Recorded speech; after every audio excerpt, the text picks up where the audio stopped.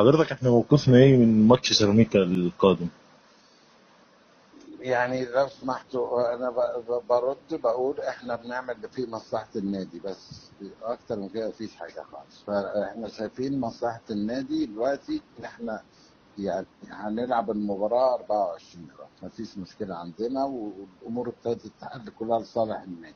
زي ما وقفنا ودعمنا النادي وقدرنا نقف قدام الناس كلها، وابتدت المنظومة تتغير. فاللي احنا عايزينه مش ان احنا ما بنلعبش، لا، اللي عايزينه ان المنظومه تبقى فيها تكافؤ فرص. ودلوقتي ابتدى يتم، ادي اتحاد الكره بيحقق مع الحكام وعامر حسين مش موجود وكل حاجه مظبوطه، تمام. فابتدوا يتحركوا. لولا اللي احنا عملناه ما كانش الامور هتتحرك. بقالنا 20 سنه مش موجود الكلام ده خالص. فالحمد لله ان ربنا اكرمنا وقدرنا نقف وقفه هزت الوسط الرياضي كله وزي الفل. يعني يا كابتن حسين كده يعني طلبات الزمالك هيتنفذ قبل ما نخوض المباراة ان شاء الله؟ اللي هي يا فندم اللي هي الاربع مطالب اللي الزمالك طلب بيهم اللي هم ايه يا فندم؟ نعم. اللي هم ايه؟ الاربع مطالب اللي نزلوا في البيان، اللي هم ايه؟ طيب ما انت قولهم.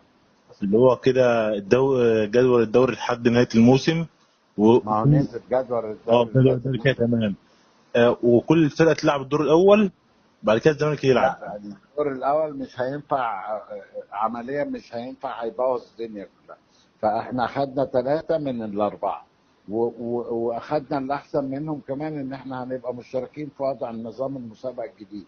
ولا عامر حسين يألف ولا اي حد، احنا اللي هنحط الجداول. واحنا اللي مش احنا كنادي الزمالك، انما بقى الرابطه ما تحطش الجدول.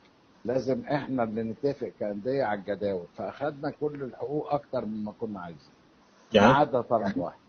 كده يتم إقالة عمرو حسين ورئيس لجنة الحكام. يا عمي لو بصيت على الجوابات، اخر ثلاث جوابات، ما فيش حاجه اسمها عامر حسين، فمش هيتم. هو مش موجود اصلا. حضرتك احنا كده هنلعب ماتش سيراميكا، ما لعبناش ليه ماتش الأهلي؟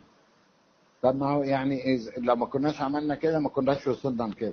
انت عايز نبقى احنا كل سنه مضغوطين ونقعد نصوت ونعمل، ولا الدنيا تتظبط مره واحده؟